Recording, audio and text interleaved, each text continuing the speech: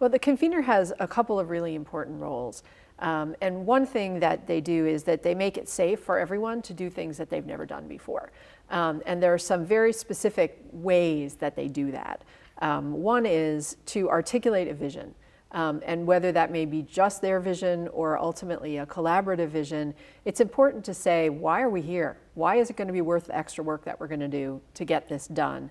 And everyone, I think, comes to it from a different mission, but generally it's around, the fact that we've had no access to resources for so long, and there are goals we have, like significantly reducing rearrests, better community safety, improving community health, that we haven't been able to achieve.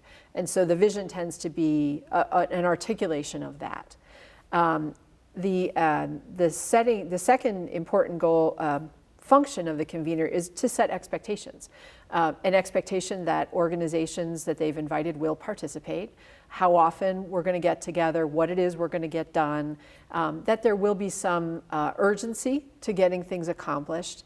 And so part of it is pace, and inviting the right people to the room.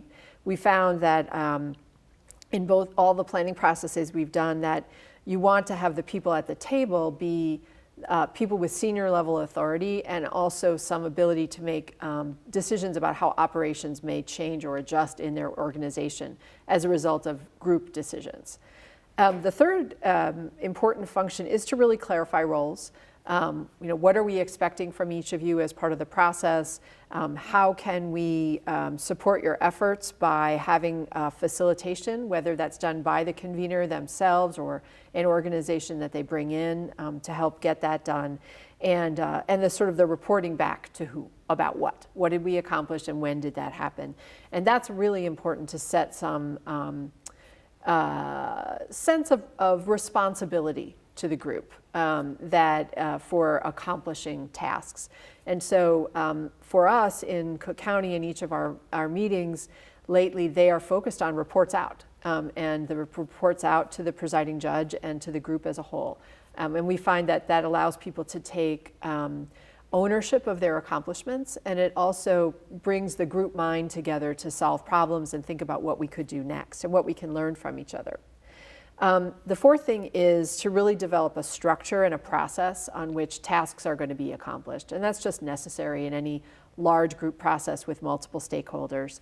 And also then to have a relatively explicit process for overcoming hurdles and obstacles.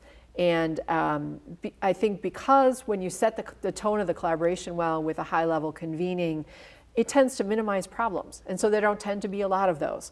But when they do come up, then we have the right people in the room or in a sidebar conversation to solve them. So the convener in your particular collaboration in Cook County was Judge Paul Biebel, mm-hmm. who talks specifically about what he thinks were the most important parts of his role as the convener. I think the role of the court is as a facilitator, as an informed partner, and as one who convenes the parties together. What we were concerned about, what I was concerned about, was first the availability of treatment, the quality of care that would be presented, and third, the creation of effective linkages between and among the various partners who would be involved in this endeavor.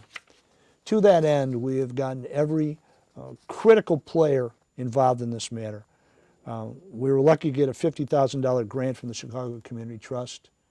To that end, we've convened TASC, the Medicaid agency, which is known as the Illinois Department of Health Care and Family Services, the litigators, the State's Attorney's Office, the Public Defender's Office, Adult Probation, the Illinois Criminal Justice Information Authority, the Corrections Departments in Cook County and the state of Illinois, the County Care Provider, which is the Cook County Health and Hospitals Governing Commission, the Cook County Justice Advisory Council, and finally, the various providers that would provide mental health and substance abuse services for us.